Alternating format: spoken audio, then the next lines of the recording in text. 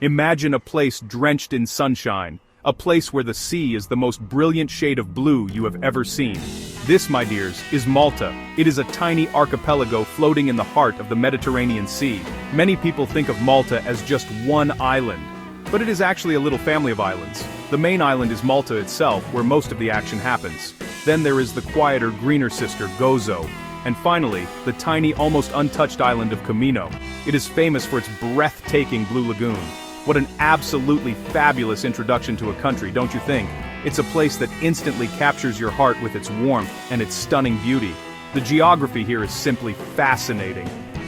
Malta sits just south of Sicily, a stepping stone between Europe and Africa. The islands are mostly low-lying, with dramatic coastal cliffs that plunge into the sea. You won't find any forests or rivers here. Instead, the landscape is one of honey-colored limestone.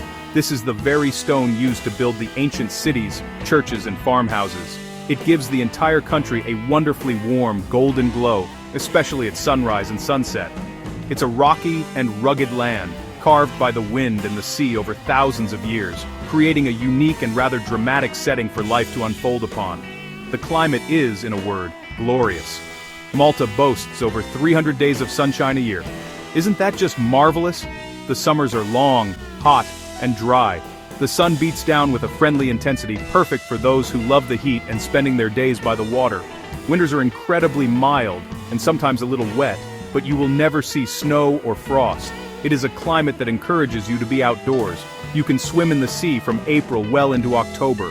This constant sunshine has a huge effect on the mood of the place. It makes everything feel more vibrant, more alive, and ever so welcoming. This wonderful weather shapes the very rhythm of daily life. In the morning, you might see people enjoying a coffee at a pavement cafe. They chat with friends as the world wakes up around them. During the hot midday sun, things slow down a little, as is sensible in such a climate. The evenings are when the streets come alive again. Families take a stroll along the promenades, known as a passicata. The air fills with the sound of chatter and laughter. Life here feels connected to the seasons and the sun. It is a less frantic pace than one might find in a big city. It's a lifestyle that invites you to savor the moment, darling. Malta's character is a rich tapestry, woven from countless threads of history. Its story is simply extraordinary for such a small nation. Imagine standing in a place that has seen it all. The Phoenicians, the Romans, the Arabs, and the Normans all left their mark here. But perhaps the most famous influence came from the Knights of St. John. They ruled for over 250 years. They built the magnificent fortified cities of Valletta and the Three Cities. You can feel their presence everywhere, in the grand architecture and the powerful bastions that still stand guard over the harbors. It's like walking through a living, breathing history book. Then came the French, under Napoleon, for a brief but dramatic period. And after them, the British. They stayed for over 150 years, until Malta gained its independence in 1964. This British influence is still very visible today. You see it in the red telephone boxes and post boxes that dot the streets. You hear it in the language, as English is an official language alongside Maltese. They also introduced driving on the left, which can be a bit of a surprise. This blend of Mediterranean and British traits creates a culture that is utterly unique. It's familiar and exotic all at once, which I find completely charming. Daily life in Malta is a wonderful mix of old and new. The Maltese people are known for their friendliness and hospitality. Family is incredibly important, and local communities are very close-knit. You will often see big family gatherings, especially on Sundays. Religion also plays a central role in life. The local festa is a perfect example of this. Each village has a patron saint, and they celebrate with a week-long festival. There are fireworks, processions, and band marches. The whole community comes together. It is a joyous and colorful spectacle, full of passion and tradition. It's a delightful peek into the soul of the island. The culture is a vibrant celebration of this unique history. Music and art are cherished here. You can find everything from grand opera in Valletta to local folk music known as Ghana. The traditions are kept alive with great pride. One of these is the craftsmanship of lace making in Gozo and the intricate silver filigree jewelry you find in workshops.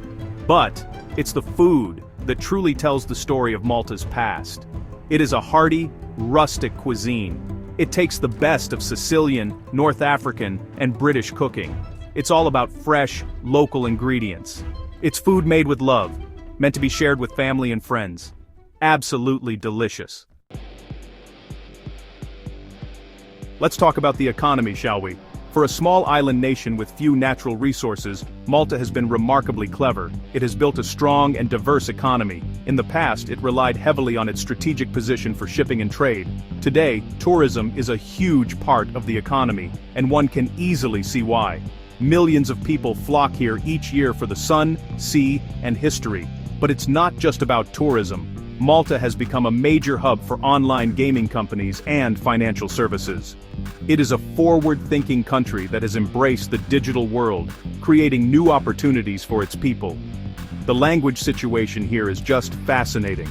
The official languages are Maltese and English. Maltese is a beautiful lyrical language. It is the only Semitic language in the world that is written in the Latin alphabet. It sounds a bit like Arabic but is peppered with words from Italian, French, and English. It perfectly reflects the island's mixed heritage. Because English is also an official language, communication is wonderfully easy for visitors and expatriates. Almost everyone speaks it fluently.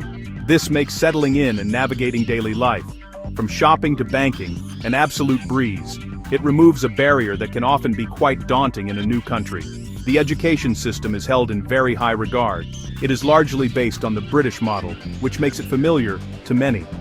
Schooling is compulsory for children from the age of 5 up to 16. There are 3 types of schools: state schools, which are free, church schools, which are subsidized by the government, and independent private schools.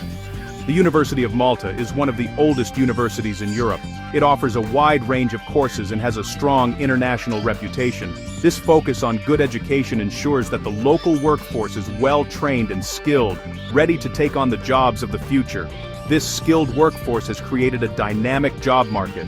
There are many opportunities, especially for those with the right skills. The iGaming and financial services sectors are always looking for talented people. Think of roles in IT, software development, compliance, and accounting. Marketing and customer support roles, especially for those who speak multiple languages, are also in high demand. The tourism and hospitality industry, of course, offers many seasonal and full-time jobs. For anyone with experience in these fields, Malta presents some very exciting career prospects. It is a place where one can work and live in the sunshine. What a splendid combination. Now, for the practical side of things, darling, what does it actually cost to live in this Mediterranean paradise? The cost of living in Malta is generally considered quite reasonable compared to many other Western European countries. Of course, it depends on your lifestyle. Groceries at the supermarket are priced similarly to the UK or Germany.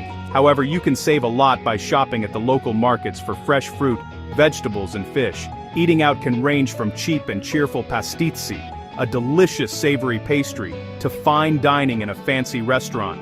Overall, day-to-day expenses can be managed quite well.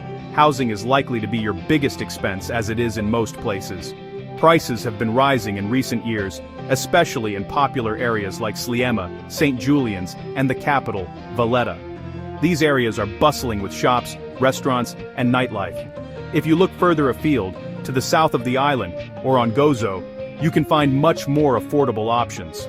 Renting a modern 2-bedroom apartment in a central area might be quite dear, but a traditional townhouse in a quieter village could be surprisingly good value. It's all about finding the right spot that suits your budget and your preferred pace of life. So, what are the best things about living in Malta? Well, the list is wonderfully long. The incredible weather and the beautiful sea are obvious highlights. The history is all around you, making even a simple walk feel like an adventure. The people are warm and welcoming. The island is small, so it's easy to get around and explore. You are never more than a short drive from a lovely beach or a historic site.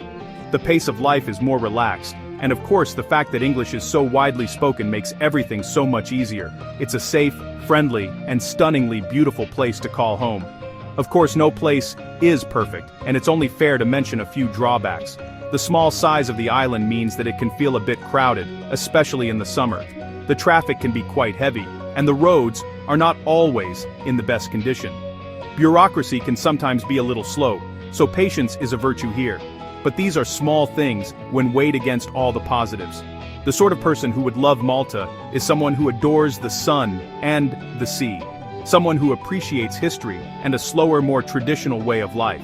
It's for adventurers, history buffs, sun worshippers, and anyone looking for a warm welcome in a truly unique corner of the world.